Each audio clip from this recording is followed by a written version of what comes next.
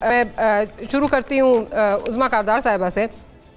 उज़्मा कारदार साहिबा, इसहाक डार साहब की अगर बात की जाए परफॉर्मेंस की, तो जो बहुत लाइट बंद कर दो लाइट, जो 16 महीने में उनकी कारकर्दगी थी, वो ना तो आपके जो दावे थे, आपके जो वादे थे, जो आपने अवाम को ख्वाब दिखाए थे, उनके तो बिल्कुल ही बरक्स रही। ठीक है, अब काबीना में एक नया चेहरा जो है वो आप लेकर आए हैं, क्योंकि ऑब्वियसली डार साहब जो है उस तरह डिलीवर नहीं कर पाए, लेकिन उनको भी जो है वो आप एक दायरे में रखकर जो है वो महदूद कर रहे हैं। उनके भी जो है वो आप हाथ पांव काट कर उनसे जो है वो एक्सपेक्ट कर रहे हैं कि कुछ वो डिलीवर करें। लेकिन आपने वही अगर उसी तरह तर्ज सियासत रखनी है जो डार साहब पिछले 30 साल से लेकर चल रहे हैं, मईशत को जिस तरह वो लेकर चल रहे हैं उस पर डिलीवर नहीं कर पा रहे, तो फिर क्या आप एक्सपेक्ट कर रहे हैं? मतलब अगर आप फ्रंट फेस जो है वो औरंगजेब साहब हों और पीछे से डोरें जो हैं वो सारी डार साहब हिला रहे हों, या सारी जो है वो फैसला साजी में वो जो है वो उनका जो पॉइंट ऑफ व्यू है वो नजर आए या उनकी पॉलिसीज नजर आए, तो फिर तो हम कुछ नहीं एक्सपेक्ट कर सकते ना। फिर वही होगा जो पिछले 30-35 साल से हो रहा है।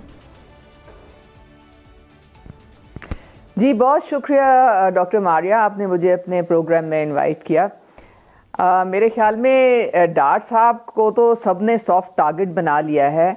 मैं अगर आपको ये कहूँ, थोड़ा सा मैं आपको 2018 में आपको ले जाना चाहूँगी, जब हमारी हुकूमत ख़त्म हुई थी 2013 से 18 तक, तो ये डार साहब थे जिनकी वजह से हम IMF को तकरीबन खुदा हाफिज कहने वाले थे, और ये डार साहब ही थे वज़ीर ख़जाना जिसकी वजह से अगर आप वर्ल्ड इकोनॉमीज़ के आप इंडेक्स देखें तो पाकिस्तान उसमें रैंक करता था 24th नंबर पे।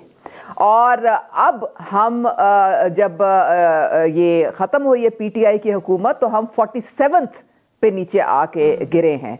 तो मेरे ख्याल में ये थोड़ी सी नाइंसाफ़ी है, थोड़ी सी ज़्यादती है। और डार साहब ने तो मेरे ख्याल में जब PDM की हुकूमत थी उसमें भी हमने पूरी पार्टी ने एक बहुत बड़ी सियासी कीमत अदा की थी रियासत की खातिर।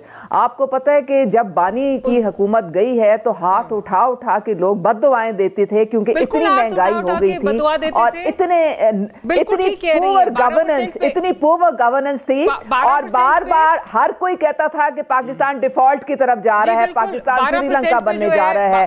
तो हमने तो सिर्फ वो हुकूमत इसलिए दी थी, हमने सिर्फ इसलिए हुकूमत दी थी कि डिफॉल्ट से बचाया जाए पाकिस्तान को। मुझे जरा इजाजत दीजिए।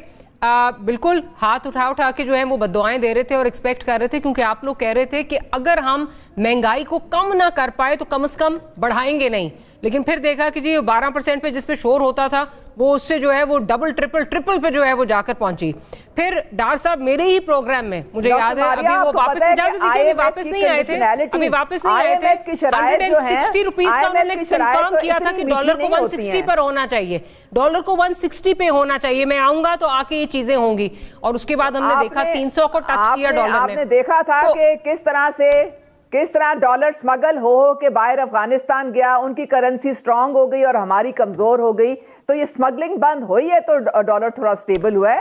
तो ये बहुत सारी बातें मिफ्ता इस्माइल साहब की जिन बुनियादों पर उनको घर भेजा गया था, उनको खैरबाद कहा गया था, आज उसी मॉडल पर जो है दोबारा जो है वो अमल पैरा है, इस वक्त नजर यही आ रहा है।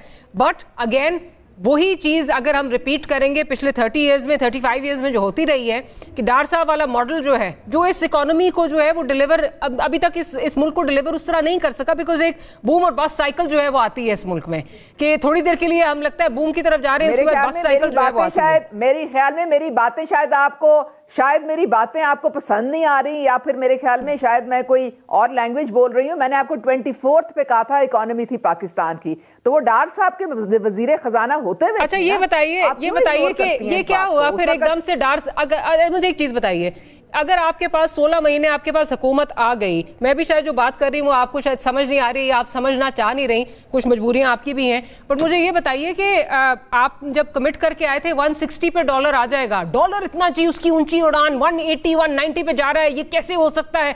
तो फिर क्या हुआ? फिर आप में और उनमें क्या डिफरेंस हुआ? क्या डिलीवर किया आपने? फिर आके आपने डिलीवर करना था ना, then what did you deliver? You weren't able to deliver। جی دیکھیں آپ کا ڈالر اتنا مضبوط ہوتا ہے جتنی آپ کی کرنسی مضبوط ہوتی ہے. اگر آپ کی اکانومی میں ڈالر پمپ کر کے اگر ڈالر کو جو ہے وہ مضبوط، روپے کو مضبوط رکھنا ہے تو اس کو مضبوط تو نہیں کہا جاتا کر سکتے ہیں. تو آپ کو مضبوط رکھنے کے لیے آپ کو اپنی انڈسٹری کو ڈیولپ کرنا ہے, آپ نے ویلتھ کریشن کرنی ہے, آپ نے جاب کریشن کرنی ہے. ایک دن میں بیٹھے بیٹھے تو آپ کی اکانومی درست نہیں ہو جاتی. 16 مہینے کہہ رہے ہیں, ایک دن کی بات نہیں کر رہے. پڑھنا ہے آپ نے. ذرا میں بسرا صاحب کی طرف جاتی ہوں. بسرا, مسکرا رہے ہیں آپ کو شاید جیسے مجھے سمجھ نہیں آ رہی, عظمیٰ صاحبہ کی باتیں شاید آپ کو بھی سمجھ نہیں آ رہی. کیا کہیں گے آپ؟ وہ کہہ رہی ہیں ایک دن میں تھوڑا ہوتا ہے, میں تو 16 مہینے کا حساب پوچھ رہی تھی. ڈاکٹر صاحب نے کیا ڈیلیور کیا 16 مہینے میں؟ ظاہر ہے ان کی تو پاکستان میں پہلی بار حکومت آئی ہے.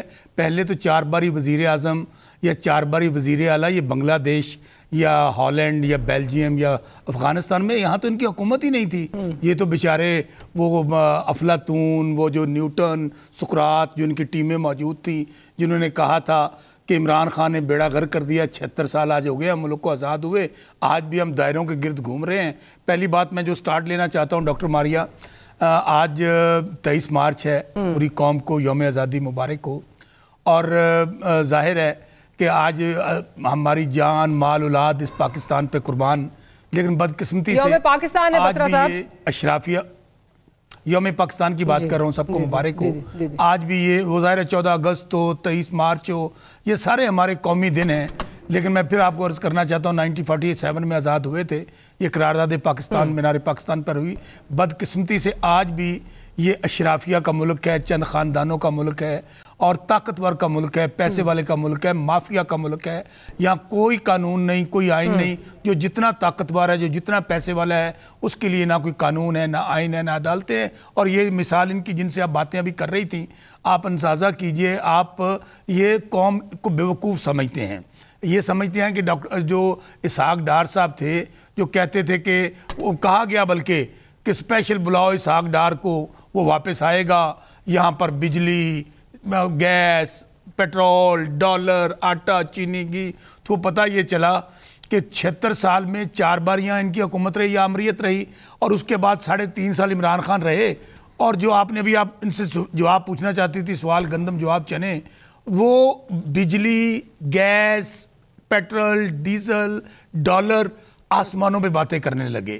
آٹا, چینی, گھی, میں کہتا ہوں کہ وہ اس لیول پہ چلے گئے جہاں پہ آپ نے یہ 16 مہینے کی حکومت تھی, یہ پی ڈی ایم کا ٹولہ تھا. جو میں آج بھی کہتا ہوں کہ جو پاکستان کے اندر وہ لوگ ہیں جن کا پاکستان کے اندر کوئی سٹیک نہیں ہے, یہ تمام کی تمام وہ کرمنل ایلیٹ ہے جن کے انٹرسٹ باہر ہیں, جن کے اثاثے باہر ہیں, جن کی جائیدادیں باہر ہیں, حکمرانی یہاں پہ کرتے ہیں, لوٹتے پیسہ یہاں پر ہیں, اور اس کے بعد یہ اپنے کیپچر تو آپ کے ٹائم پر بھی تھا, آپ کی بھی اسی طرح کی پالیسیز بن رہی تھیں, آپ کی کون سی کوئی؟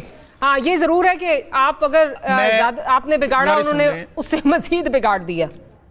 ڈاکٹر ماریہ 3.5 سال کا حساب ہم دینے کے لیے تیار ہیں.